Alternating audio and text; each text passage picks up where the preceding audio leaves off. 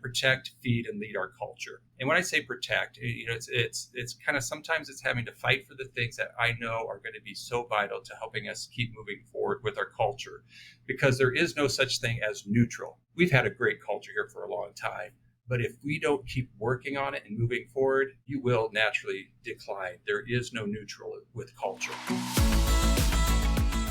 Welcome to Vibecast, the podcast that dives deep into the heartbeat of workplace culture. I'm your host, Christy Skutvik. Join me in conversations with extraordinary leaders as we unravel their experiences, both positive and negative, that have impacted workplace culture. This podcast is more than storytelling. It's about actionable insights. Are you ready to transform the vibe at your workplace? Let's go. Today, I got to chat with Todd Wuestenberg, Chief Culture Officer at the Haverkamp Group, a leader in multifamily development based in Ames, Iowa. Todd is on a mission to build a workplace culture at Haverkamp that is unparalleled. From creative recognition programs to driving leadership development, his work has helped Haverkamp earn back-to-back top workplace honors.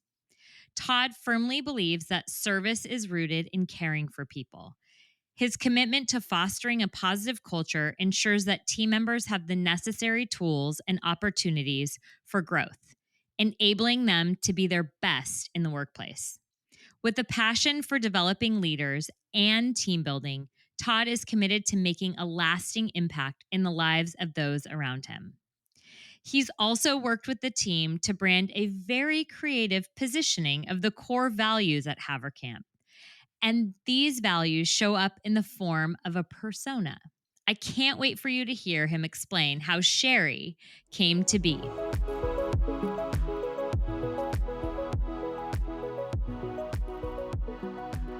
All right, Todd, well, it's great to have you here.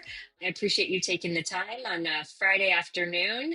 And so I just wanted to start out asking you, as I do with all of my guests, how you define a vibe, because I think that really sets the stage for the rest of our conversation and can help people really get grounded in who you are and kind of the frame of mind you're coming from. Absolutely. First of all, thank you, Christy, for asking me to be a guest here on your show. And when I think of the word vibe, I think of atmosphere. I think of walking into a place and that energy or how it makes you feel. And so, a recent example, and I think we all can relate to this, you walk into a restaurant. The other night I walked into a restaurant for the first time, never been to this restaurant, but was there celebrating with my niece, her graduation from Iowa State University. And this is the restaurant she wanted to go to because she's a regular customer. Walk in there and the vibe was tremendous. And so you just walk in, you just feel the energy, like the servers, the people working there, they got smiles on their faces. You can tell that they enjoy being there. They enjoy working with others. They enjoy serving you. So then as a consumer or customer, it's like, wow, I really like this. I think I'm going to come back. And so that's kind of the mind frame I think about when you talk about the word vibe. So let's now transition that into the workplace. Okay, so what we're trying to do here at Haverkamp Group is create a vibe, a culture in which people show up and they feel that energy. They feel that in the atmosphere that, this is a place I can thrive. This is a place where, there's energy, I'm empowered, there's engagement. And, let's go into the opposite. I'm sure you're like me too, Christy, where maybe you've walked into a place and you're like, ooh, I'm not getting a good vibe here. Maybe it's a restaurant, the people don't have smiles on their faces. There's just not very good energy. And you're like, well, I don't think I want to come back here and be a patron. Okay. Same thing is true in the workplace. You're there and it's like, man, it's just so dysfunctional. It's disengaging, it's draining. And so it's that idea of having a culture that's thriving versus a culture that is just surviving, one that has purpose versus one where they're just showing up to work for a paycheck. Yeah, definitely. So just to have a better understanding, is your organization majority in office or do you also have remote folks? We have remote folks in the sense of we have remote office locations. Okay. So everyone's face to face most of the time. Everyone is face to face most of the time. Okay. Okay. So, what else did you see kind of show up when you walked into that restaurant? So, smiling faces. Was there other kind of cues that you saw that said, this is a great place, or I feel like good energy here? Yeah, well, okay, we'll go back to how you're greeted when you walk through the door, how quickly they get you seated. Just the fact that every table was full, it's like, okay, other people like being here too, and just watching like the servers run around. As I mentioned, this was my niece's favorite place to go because they know her, and so they're able to have engagement with her. Hey, weren't you just here 2 nights ago? And there was like almost like inside jokes between the server and my niece because that was the experience. She was known. Yeah. Gosh, and you could translate that into the workplace, right? And the reason I ask if you guys are remote or in office and in person is because I think there's just different tactics or different ways to go about connecting, right? Because when you're in person, it doesn't make it easier. I actually think it can be sometimes harder or it can just be different, right? Because there's like this in person energy that you feel. But people want to just be known, right? Be cared for in an organization. Like when you walk in, be greeted, say good morning, hello, thank you. I mean, these things are so, so simple. And before we started the recording, big or small companies, it kind of comes down to some core principles of just being a good human and doing right by other people. And you had a great quote. I would love for you to articulate that again because we weren't recording and I'm like, I want to bottle that up and I want you to kind of share what you had mentioned earlier. Yeah. How that conversation started is I had listened to one of your previous guests, Peter Cuno, and I have to admit I got intimidated. Like who am I? I'm here. He's in a destination place. He's in New York. I'm in Iowa. We're a flyover state. He's leading companies. That have thousands of employees. Or has led companies with thousands of employees. We have 150. So there's a part of me is like, oh man, am I a poser? Just all those doubts. That we all wrestle with. But at the end of the day, as I listened to him, I was reminded of a quote that I heard 35 years ago that has helped shape me, and that is that methods are many, principles are few. Methods always change, principles never do. It doesn't matter if you're in New York City or Iowa, whether you have 1,000 employees or 150 employees, if you keep doing the fundamentals, the principles, it's just, yeah, how you apply it looks different in different ways, but it's the principles of, caring. It's the principles of, I'm a coach at heart. It's the principle of helping people become the best version of themselves. And so that's at the core of it.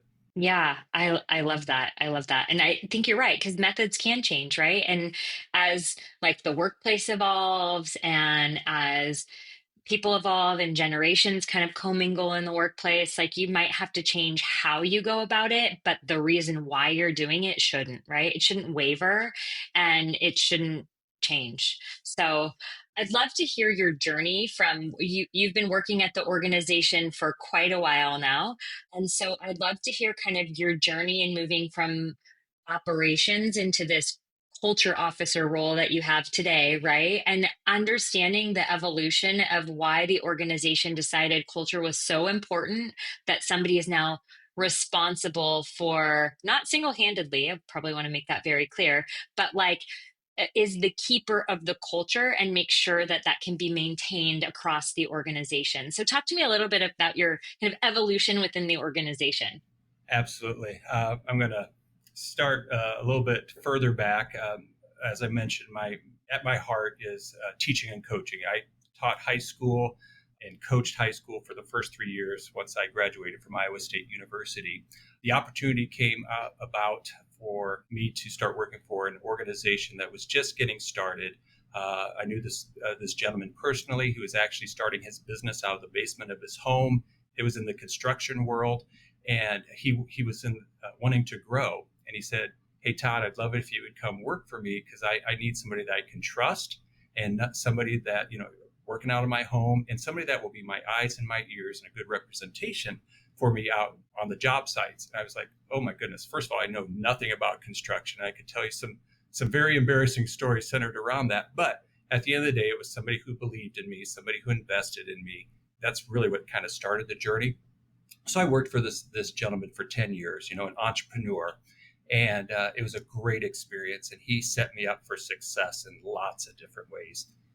So then, 20 years ago, I had a conversation with my current employer, who's also an entrepreneur, Brent, and I was having a conversation with him coming out of a meeting. I had mentioned to him that, hey, Brent, would you mind being a reference on my resume? And immediately he said, well, why don't you start working for me? And I had also I've known Brent for just as long, and I said at first, no, I don't think that would be a good idea for multiple reasons. Week later, he says, hey, Todd, any luck finding, that job? I said, no. He said, let's have another conversation. And that was 20 years ago. And so I've been working at this organization in lots of different roles. And a lot of my tenure has been in operations. Yes, I had the title of Chief Operations Officer for a time period. But 3 years ago, that title changed to Chief Culture Officer. And the reason the title changed was our owner got a vision to grow by 10 times. And we knew that with that would come lots of pressures, and there would be lots of just, challenges. And the one thing that we wanted to protect that was near and dear to us is our culture. And so I appreciate what you said. Culture isn't just one person's job, it's everybody's responsibility. I feel blessed and honored to be the one that they chose to lead out in that. And so as I do my little elevator pitch of what does a chief culture officer do, I summarize it to this: I protect, feed, and lead our culture. And when I say protect, it's kind of sometimes it's having to fight for the things that I know are going to be so vital to helping us keep moving forward with our culture, because there is no such thing as neutral. I mean, we've had a great culture here for a long time, but if we don't keep working on it and moving forward, you will naturally decline. There is no neutral with culture. So protecting it also means from maybe outside forces, things that are just out there that can bring toxic environments into the workplace. So there's that protecting. Feeding it is, okay, finding those things that will help us continue to grow and invest in the people. Like I mentioned, we have this 10x growth, and I think it was Craig Rochelle, who I like listening to his podcast, said something to the effect that growth breeds complexity, but complexity kills growth. Oh, how interesting. Yeah. And so there's this, okay, so I feel like part of my feeding is bringing in the things, and protecting is to make sure that we keep things simple. Don't overcomplicate things, because that will stifle growth ultimately. And then just the leading aspect of it. And I'm sure we'll talk more about, leadership here in a minute. But then the 4 specific ways of protecting, feeding, and leading the culture is through hiring, inspiring, training, and retaining. And that's my job. And I love it. That's so awesome. And do you have a recent example of like protecting the culture, right? So, like, that's such a fascinating, I think so often, or what I see in my consulting practice is that people want to enter in new things and make it very complex, right? Because they go to a conference or they read a book or they're excited about the intentions are not bad. And then they forget that people have a job to do. So it's how do you integrate these things? And so I find myself many times working with leaders of organizations, almost like helping them protect their culture, because I'm like, okay, hold on. You're trying to push in all of these things. If you're going to ask somebody to do that, it needs to feel authentic and real and integrated into what they're already doing versus like this separate thing. Otherwise, it won't be sustainable, right? So, what are some of the things like, or maybe a recent example of how you've protected the culture in your organization? Yeah, I can think of a recent example. First of all, it's basically in 2 ways. We're a values-based organization. So back in 2015, as we started this journey, as far as really wanting to be intentional with our culture, we said, what are the 5 values? And we wanted to have 5. What are the things that we want to be known for?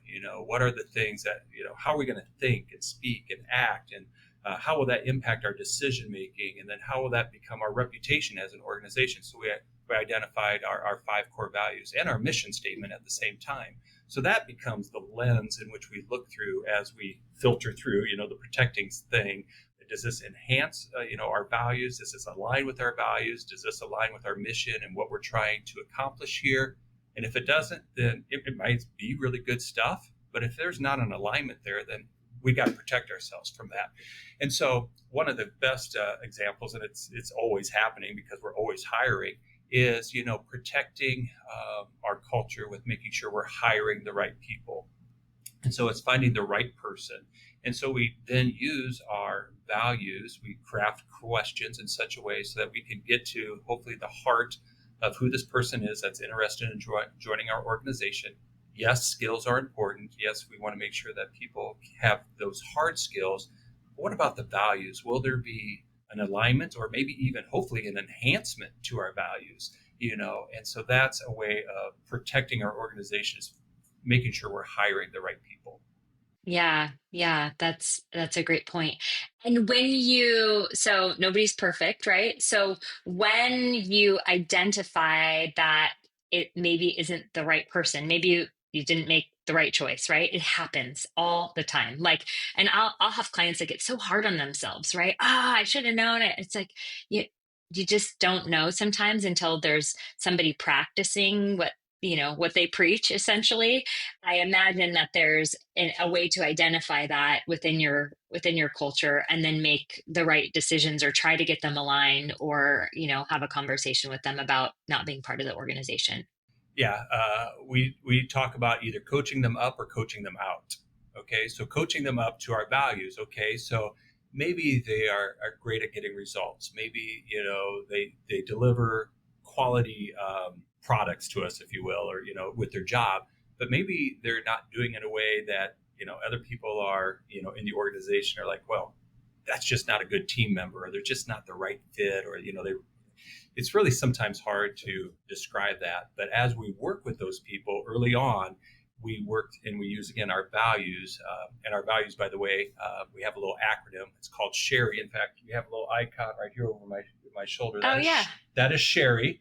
Service, hard work, accountability, results driven, and integrity. I love that it's a person, right? Because it gives you somebody to relate to versus just words on a paper. Exactly. And thank you for complimenting us. I mean, it was a group effort as we came through that, but other people have said the same thing, that what we have done here is we've personified our core values. And so then we will use the phrase sometimes of, well, what would Sherry do? If Sherry's our ideal, employer or employee, and again, going through those core values, what would Sherry do? So then we use that framework as we have these conversations with team members about, like I said, either coaching them up or coaching them out. And more times than not, to use kind of a John Gordon quote, is that they get off the bus. They recognize that this isn't the right fit for them. And more times than not, they self-remove themselves. But in those situations where we have to be the one to make that decision, we always want to do it with obviously compassion and respect. And we also want to do it in a way that they're not blindsided. Something we definitely believe in is nobody should ever be surprised that they're no longer going to be working for us. And again, we do it with respect and compassion. So you said 2015 is when you guys put these together. Now, I imagine Sherry ages. Is there things that change as she ages? Yeah, actually, Sherry. Or has she drank from the fountain of youth and she kind of She at some level she is timeless, but actually our first 5 core values were not Sherry. In 2018, we actually became a company that runs on EOS, Entrepreneurial Operating System. And so when we brought EOS into the organization, that was the first thing EOS says is you have to identify your core values. And so we're like, great, we did that. But we use that as an opportunity to almost kind of reset a little bit. We had a different word in where that accountability is. It was actually authenticity. And we fold that into integrity, like, hey, who we are on a Saturday morning as we're sitting maybe with that special someone drinking a cup of coffee, that should be the same person that I am on a Wednesday afternoon with my teammates, So just that idea of being authentic. And then full transparency, we had the word that we had for results driven was profitability. Okay. Now that has some negative connotations, in our world. Now we are a business, and being a healthy business means that you're going to be profitable, and we want, healthy things grow. So we want to keep growing, but that doesn't necessarily drive everybody. But there are other results that get people excited. And so that's why we changed that. And as we went through that, also then we're like, oh, wait, we've got 5 letters here that when we arrange them, we've got Sherry. So Sherry really didn't become a part of the organization until 2018. But since then, yeah, Sherry has basically remained the same. To use your quote, yeah, she's drank from the fountain of youth because she is timeless.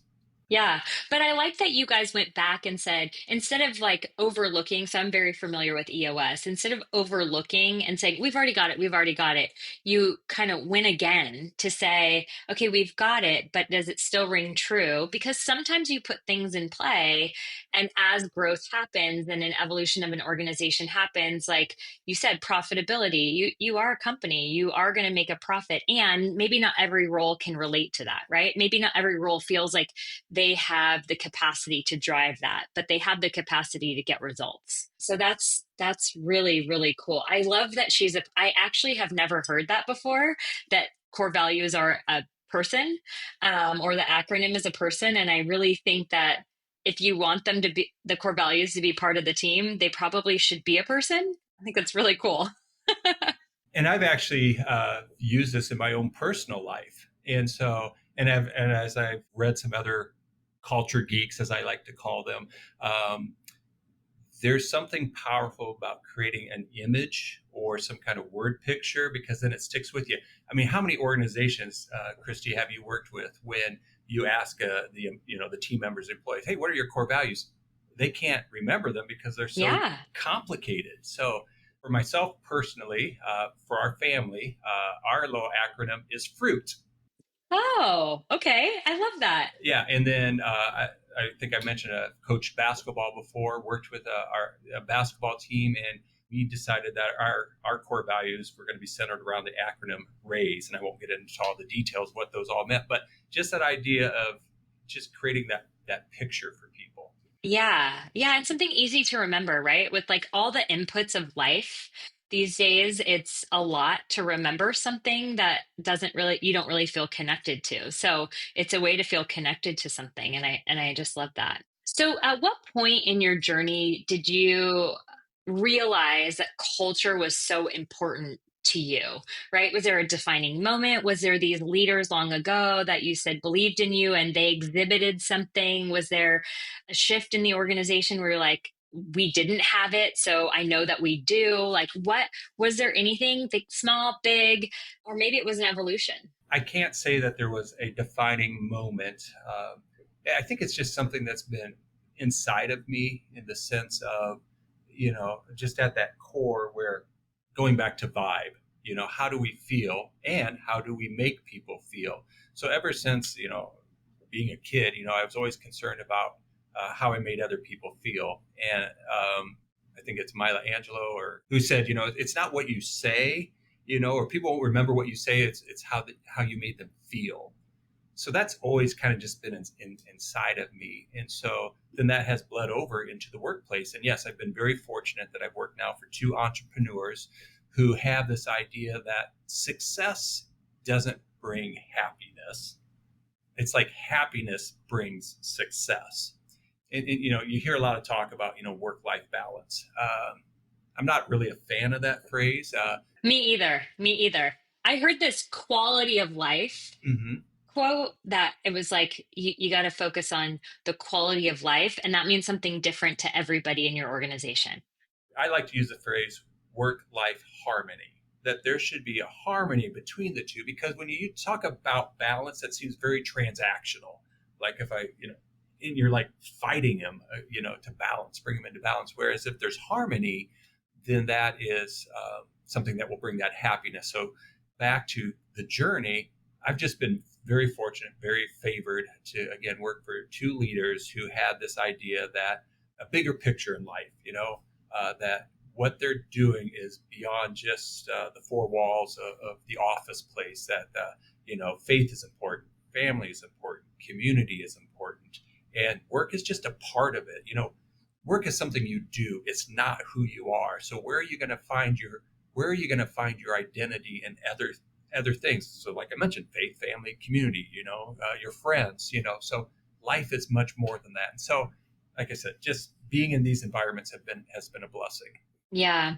Have you ever worked alongside of or for a leader in your journey? I know you've been there 2 decades, so maybe you've been fortunate to not have to, but maybe not, where the leader was just so focused maybe on results or profit and they left out this people side of things. And what was the impact of that? Yeah, I can speak more secondhand because in my role, I meet with every new employee, and I do a welcome meeting with them, and then I do a 30-day follow-up meeting with them. And through those countless meetings that I've had, when I've talked to some new employees, they'll tell me stories like what you're talking about. And so they'll say, Todd, I really like coming here. I don't have the Sunday night ickies anymore. I look forward to Monday mornings and being able to go to work. And well, what is that? Why is that? And as they articulate it, they say things like, well, where I used to work, I was just a commodity. Now that I'm here, I feel like people care about me, they take an interest in me, and so I think that's the biggest thing is that, when people are working for bosses like that or organizations like that, where they're just a commodity or a number, it goes back to what I said at the beginning. They're just in survival mode. And so, yeah, we try to promote that thriving mode here. Yeah. So, what are some of the simple things that you guys do to incorporate Sherry into the day to day?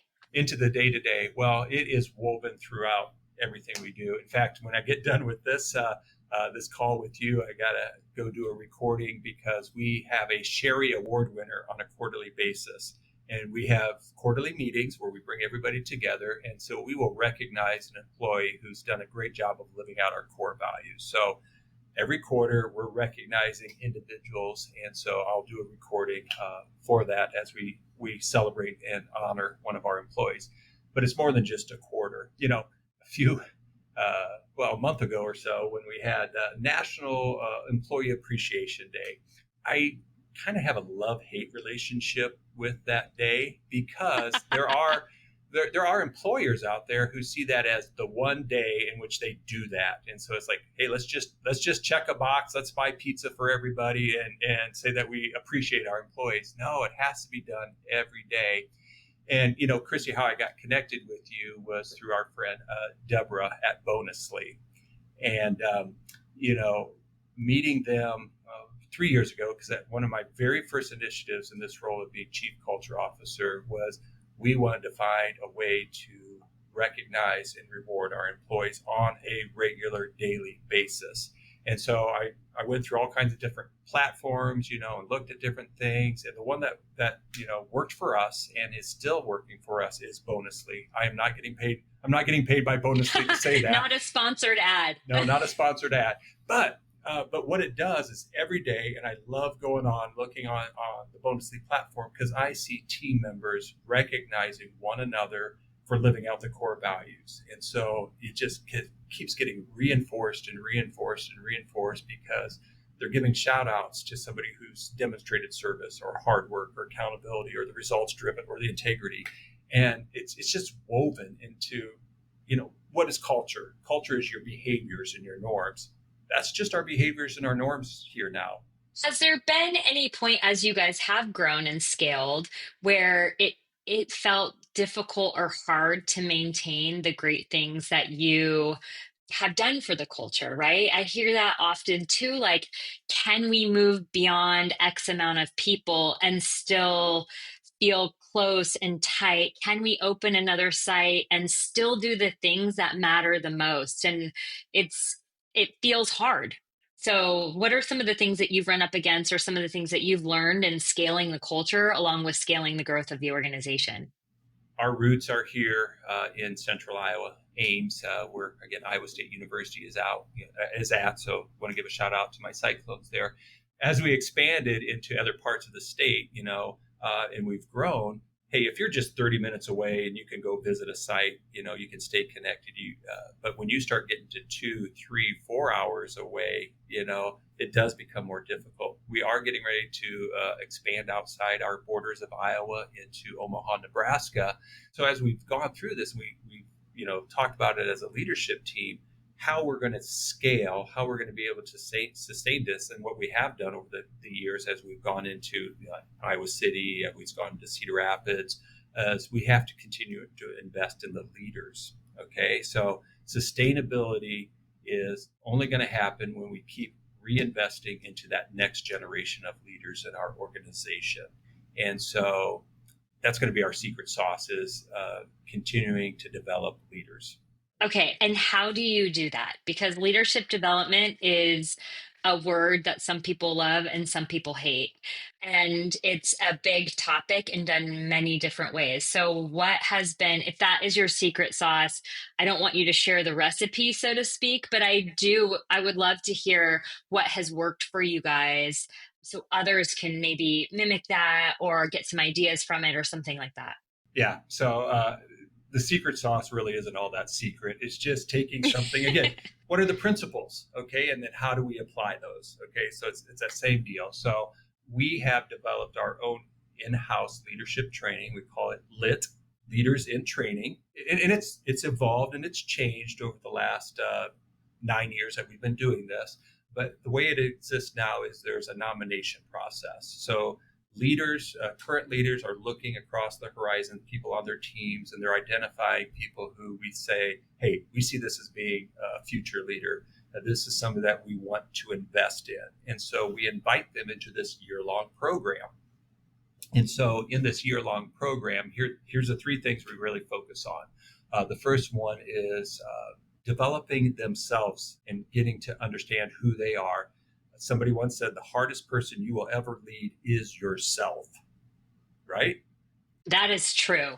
That is so true. Because it's easy to be like, oh, well, they're like that, and they're like that, and they're like that. And then you're like, oh, well, who am I? So the hardest person we're going to lead is ourselves. And so think of it like concentric circles. So if I can lead myself well, then I can start to expand my influence of leadership. Maybe it starts at home. Okay, let's stay in the workplace, I guess, so maybe it's just my team. Okay. Now maybe it's just this region. Now maybe it's a department. So, and you can't keep moving outside those circles until you've kind of mastered, if you will, the inner circle. So it starts with yourself. So we do some different things through a DISC assessment. That's our primary tool that we use to grow self-awareness, so they understand, hey, here are my motivators. Here are my stressors. Here's how I can better interact with people who are different than me. Here's how I can lead a group of diverse people who have different styles than me. And so that's something we invest in, is the DISC, or helping them with self-awareness and self-leadership. The second component of our leadership and training program is we ask them, or not ask them, we require them to read certain books. Again, I love quoting different people. Harry Truman said, leaders are readers.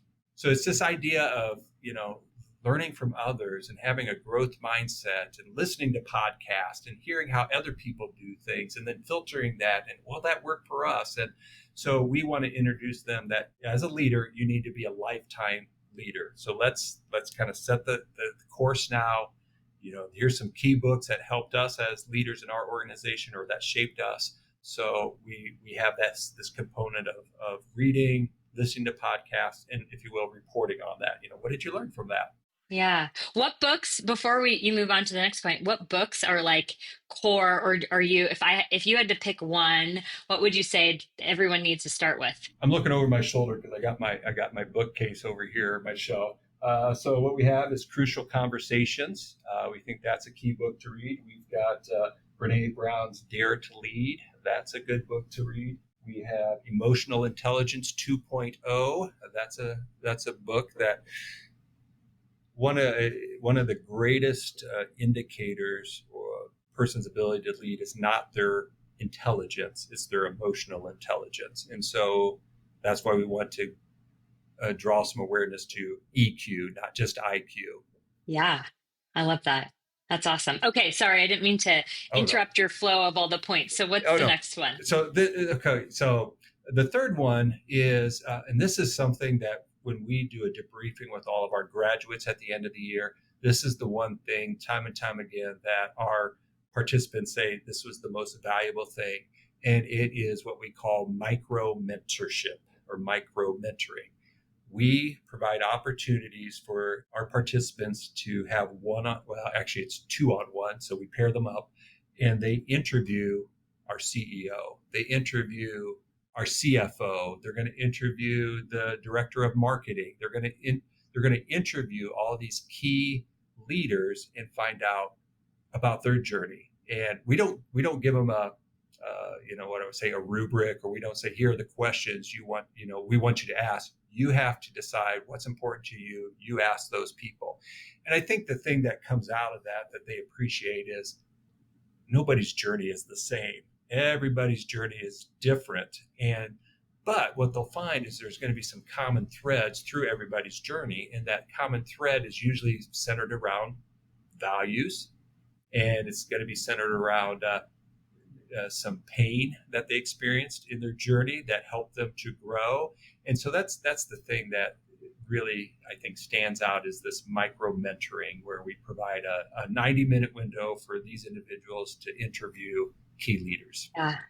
And I love that you give them the autonomy to create their own questions, right? So it forces them in some way or another to think about, what do I really want to know about this person? And it encourages like being courageous and curiosity, right? Which I think is a couple things that are really important in a leadership role, because you're not always going to know what to do or have all the answers, but you can at least ask the questions and, stick your neck out to get the questions answered, or go to the next person who might know, but it isn't defined for you.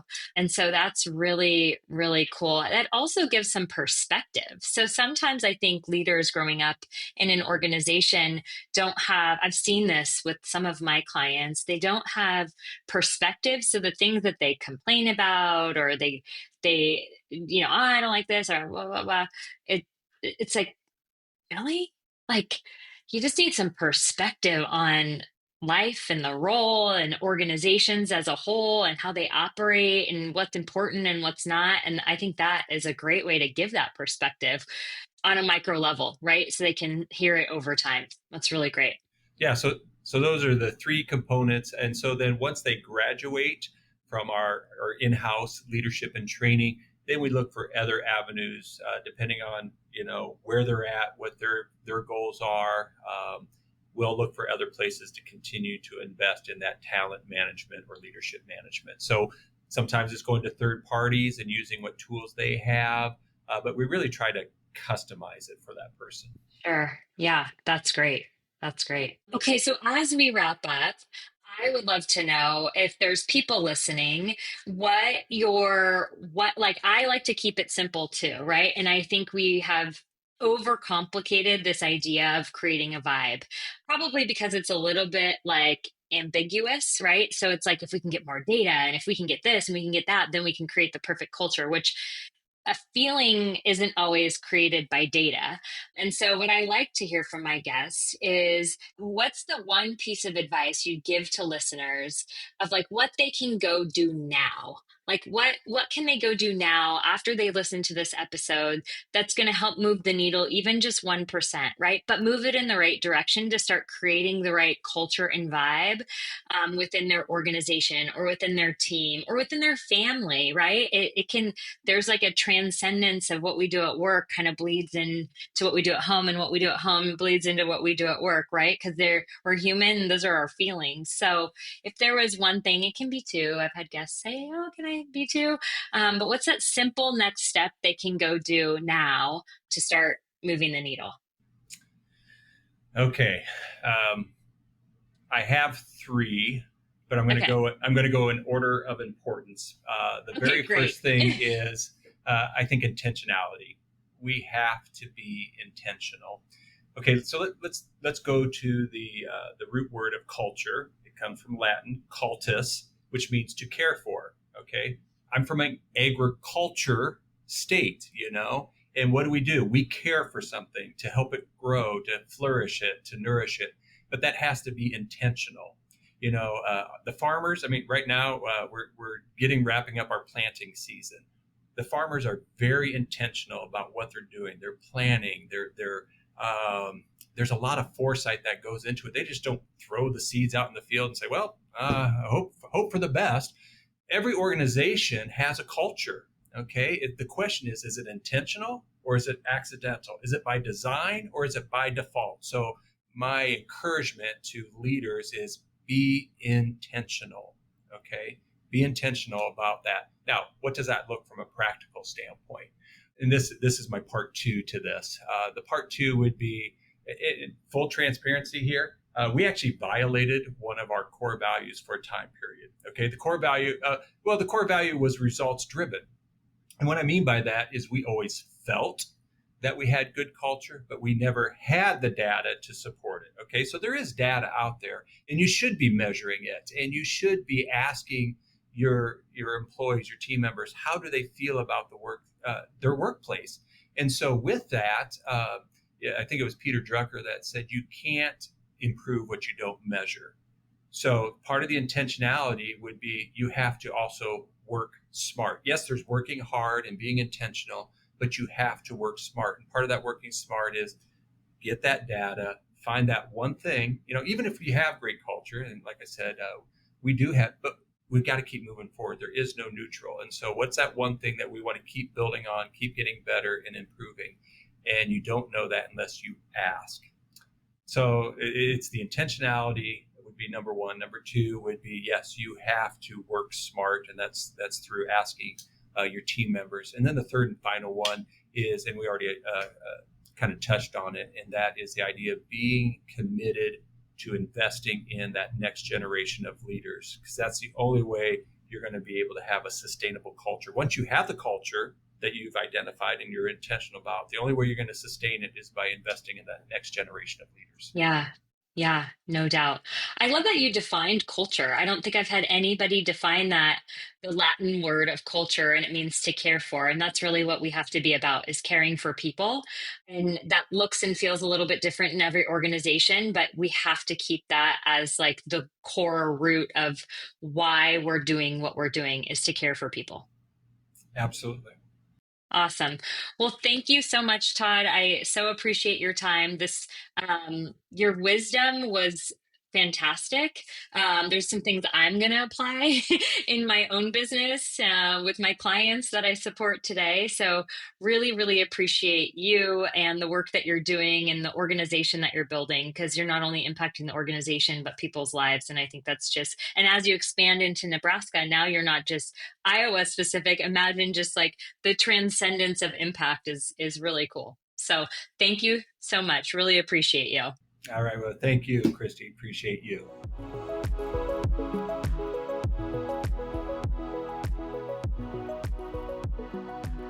It was so great to hear about Todd's journey from Chief Operating Officer to Chief Culture Officer and the emphasis Haverkamp put on culture within their workplace. His insights into building intentional cultures, prioritizing people, and creating empowering environments reminded me that leadership isn't just about strategy. It's about heart, alignment, and care. From micro-mentoring, a term and activity I'm definitely going to steal from him, to measuring engagement, Todd laid out a blueprint for how culture can scale with growth and how leaders can shape environments where people show up as their best. So until next time, stay curious, stay courageous, and keep vibing, my friends. If this episode inspired you and you want to see how you can take the next step to creating a better vibe within your organization, I'd love for you to download our complimentary 75 Vibes worksheet. This is a simple tool to create a habit and mindset around creating great vibes in work and life. The best part, it's simple and it works.